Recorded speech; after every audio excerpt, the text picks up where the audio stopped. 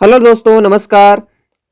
अर्धवार्षिक पेपर 2023-24, जिला आपका जैसलमेर, राजनीतिक विज्ञान, सब्जेक्ट आपका राजनीति विज्ञान, क्लास 12 यानी कक्षा 12 का जो आपके पॉलिटिकल साइंस का जैसलमेर डिस्ट्रिक्ट का पेपर हुआ है, वो मैं आपके सामने उसकी क्वेश्चन आंसर आपके सामने लेकर आया हूँ। उम्मीद है कि आपको ये क्लास पसंद आने वाली है। और ये प्रश्न ऐसे हैं जो मैंने बूस्टर सीरीज शुरू कर रखी है, उसमें से भी पूछे गए हैं और कुछ मेरे मतलब चैप्टर बाकी है, तो वो भी आपको देखने को मिलेंगे। इसमें काफ़ी हद तक मैंने जो सीरीज शुरू कर रखी है उसमें ये मिलते जुलते क्वेश्चन है, छोटे छोटे, और बड़े क्वेश्चन भी जल्दी स्टार्ट करने वाले हैं।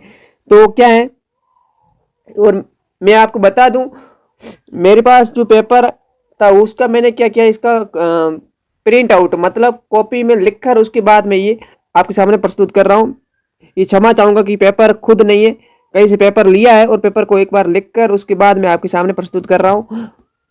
आप विश्वास रखिएगा, यही प्रश्न है, कोई आपके साथ धोखा वाली बात नहीं है। तो प्रश्न पहला है कि सोवियत संघ के विघटन के समय कम्युनिस्ट पार्टी के महासचिव कौन थे। यानी सोवियत संघ के विघटन हुआ उस समय कम्युनिस्ट पार्टी है, उसके महासचिव कौन थे, तो वो थे मिखाइल गोर्बाचेव। कौन से? Mikhail Gorbachev.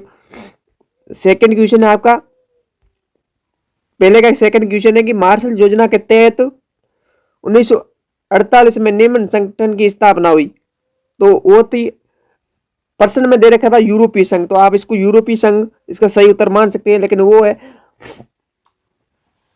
आर्थिक यूरोपीय संघ था। तो ये भी उत्तर उसका सही है कि ऑप्शन में भी यही था यूरोपीय संघ, तो ये इसका उत्तर सही है। ठीक है, आगे है सियाचिन। तीसरा प्रश्न क्या है कि सियाचिन विवाद निम्न दो देशों के बीच है, तो इसका उत्तर है वो है, आपके कई देश दे रखे लेकिन उसमें से जो उत्तर है इसका वो है भारत वर्सेज पाकिस्तान। जो सियाचिन विवाद है वो भारत और पाकिस्तान के बीच में है। ठीक है, 4 नंबर क्वेश्चन क्या है, देखो, श्रीलंका को स्वतंत्रता दो बार हो गया, स्वतंत्रता कब प्राप्त हुई। प्रश्न क्या है कि स्वतंत्रता कब प्राप्त हुई, तो श्रीलंका को जो स्वतंत्रता है वो है आपकी 1948 में प्राप्त हुई। ठीक है, ये उसका उत्तर है।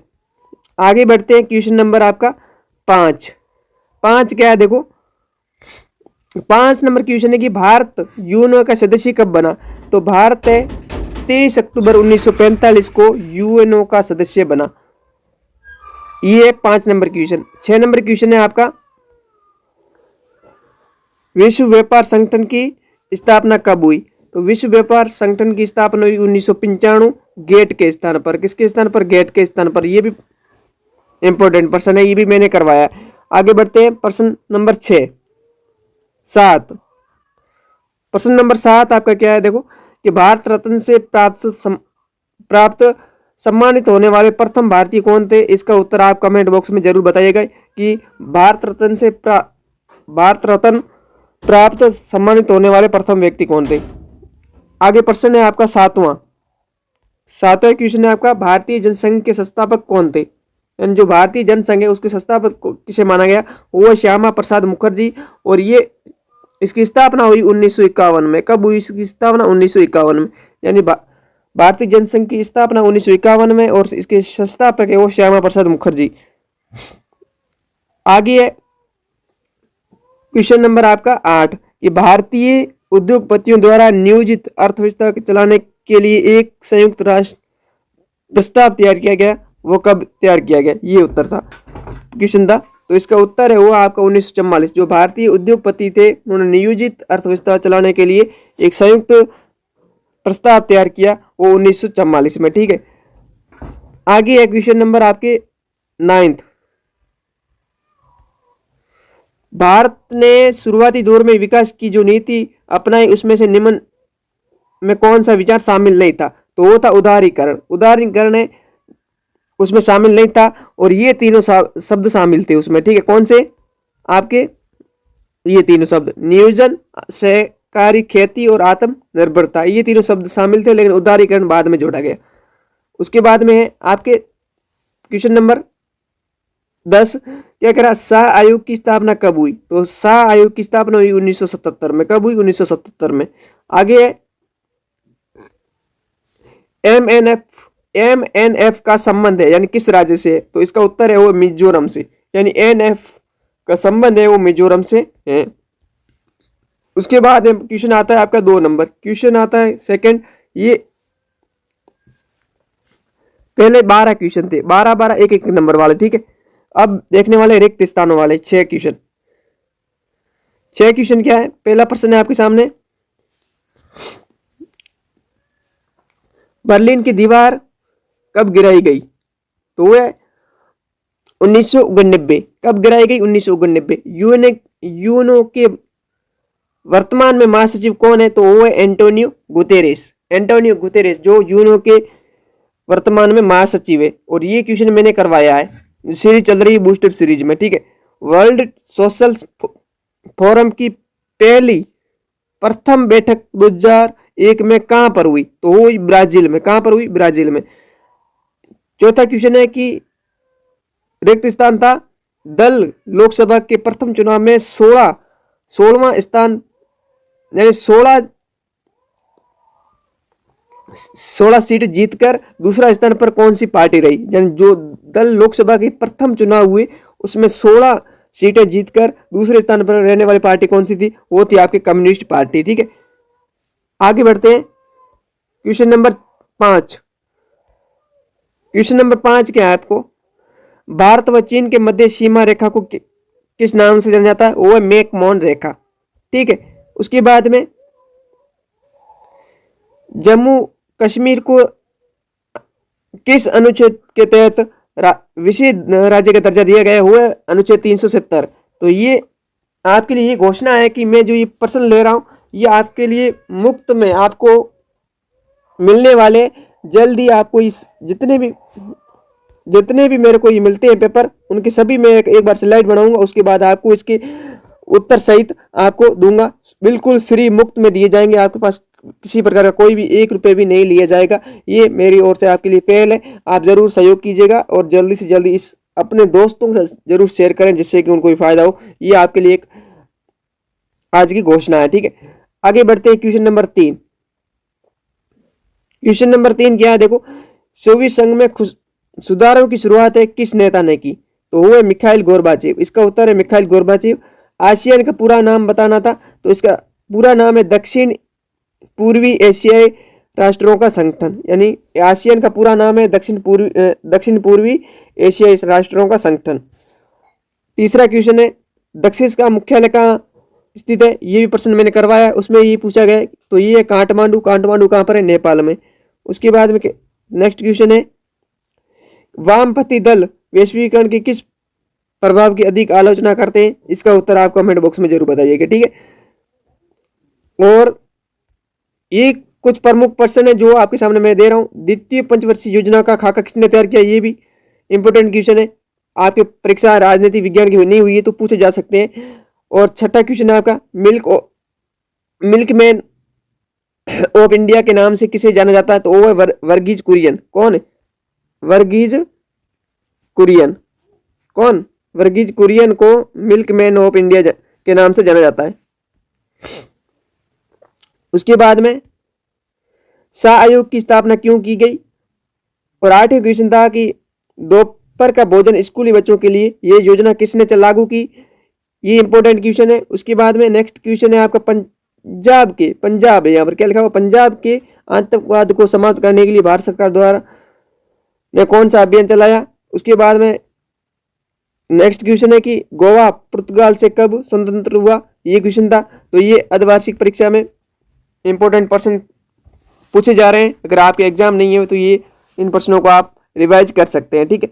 उसके बाद में नेक्स्ट क्वेश्चन है आपका खंड ब का। खंड ब में 50 शब्दों में लिखना था। इंपॉर्टेंट क्वेश्चन है, आप इसको लगा दीजिए। इंपॉर्टेंट 5वां क्वेश्चन। चौथा क्वेश्चन है कि शोक थेरेपी, थोक है, इन्होंने मिसप्रिंट से शोक लिख रखा है, थोक लिखना है। थोक थेरेपी किसे कहा गया? यूएनओ की स्थापना के मुख्य उद्देश्य बताइए। साप्टा के मुख्य 2 उद्देश्य बताने। इंपॉर्टेंट क्वेश्चन है दोनों, यूएनओ और ये साप्टा दोनों में से किसी के एक प्रश्न पूछा जा सकता है, ध्यान रखना। भारत में साम्यवादी दल के विभाजन के मुख्य कारण क्या थे? ये प्रश्न था। उसके बाद में क्वेश्चन नंबर आपका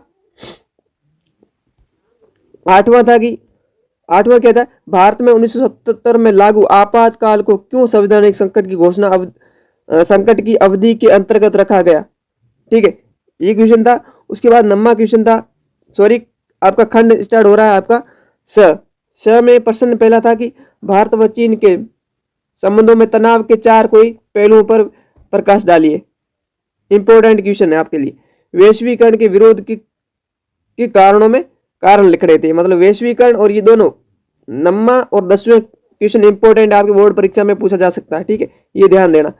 उसके बाद में आपके 11वां क्वेश्चन था पंचशील के सिद्धांत को लिखिए, और 12वां क्वेश्चन था भारत 1969 के राष्ट्रपति चुनाव पर एक टिप्पणी लिखनी थी। ठीक है, ये थे आपके 12 क्वेश्चन।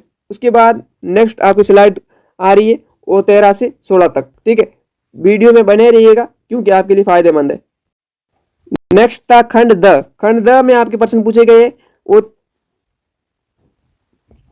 4 क्वेश्चन 5-5 नंबर के। ठीक है, निबंधात्मक प्रश्न 300 शब्दों में लिखने थे, आपको पता है। और ये आपको पहला प्रश्न था कि 13वां प्रश्न था, पहला नहीं सॉरी 13 12 वहां से हो गई 13 क्वेश्चन था आंतरिक व बाह्य सुरक्षा की पारंपरिक धारणाओं से क्या क्या अभिप्राय वर्णन कीजिए। इंपॉर्टेंट मैं मानता हूं, ये बोर्ड एग्जाम में छपेगा, एजेटिव आपको देख लेना।